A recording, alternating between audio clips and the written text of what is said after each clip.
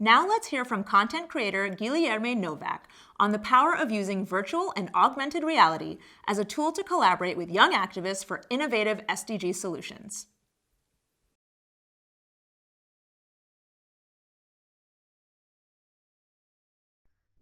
Hey everyone, my name is Guilherme. I'm a Brazilian psychologist and I'm here to share some lessons that I've learned by working with immersive media for the Sustainable Development Goals. So, you probably heard about virtual and augmented reality, those technologies that allow us to vividly explore and interact with the digital world. But you may rightfully ask yourself, is it possible to use this immersive media to actually drive progress towards the SDGs? Well, to answer that question, I will start with a small story. So I have a friend called Pedro, who is a cyclist. And when we were talking about immersive media, he had this amazing idea of using VR to really make you walk in someone else's shoes, or in this case, ride someone else's bike.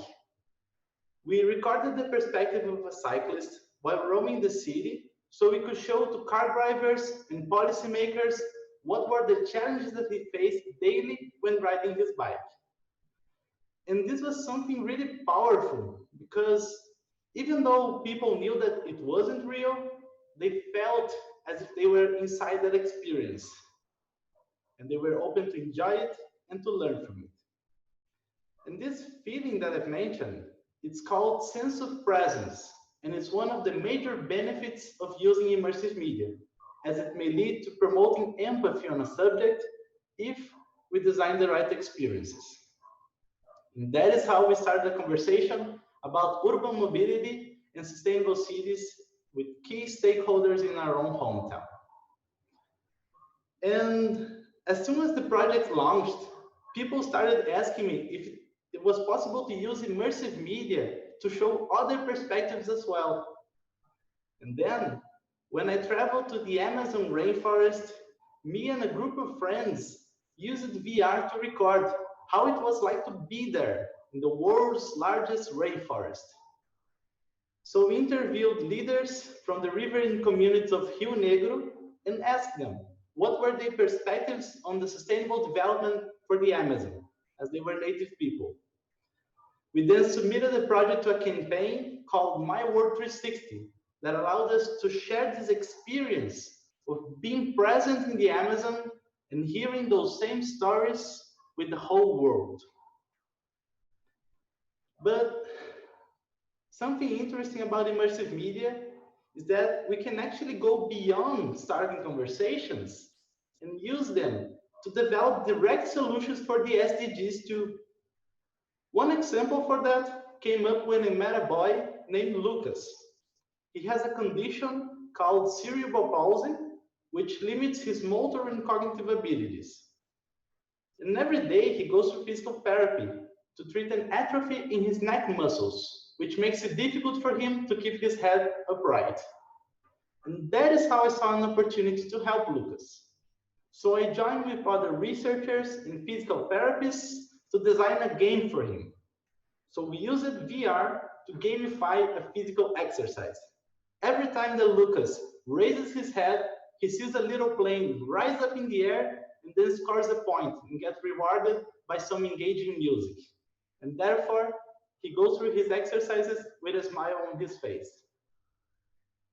And it turns out that this very simple idea of using immersive media to help Lucas stay engaged in his treatment is quite scalable and may soon be expanded to help other children as well. After all, we are talking about an exponential technology which is growing increasingly more accessible. And I can only imagine how these technologies will look like in the next few years.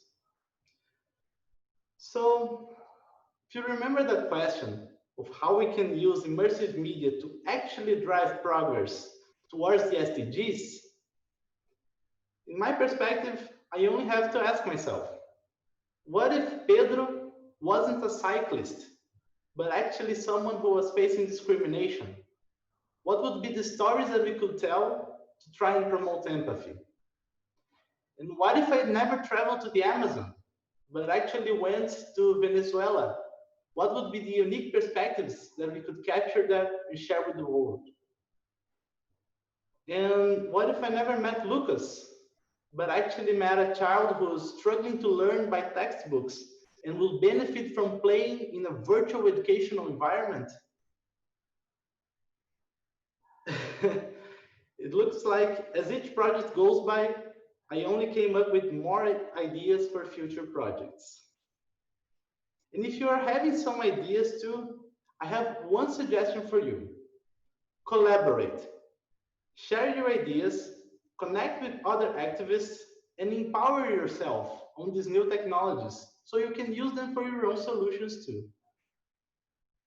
If you think about it, every one of those stories that I've just told you, they were only made possible when I collaborated with other people, and people who may never even heard of these technologies before.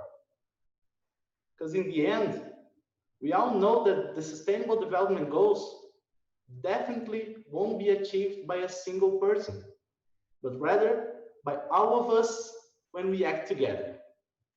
Thank you.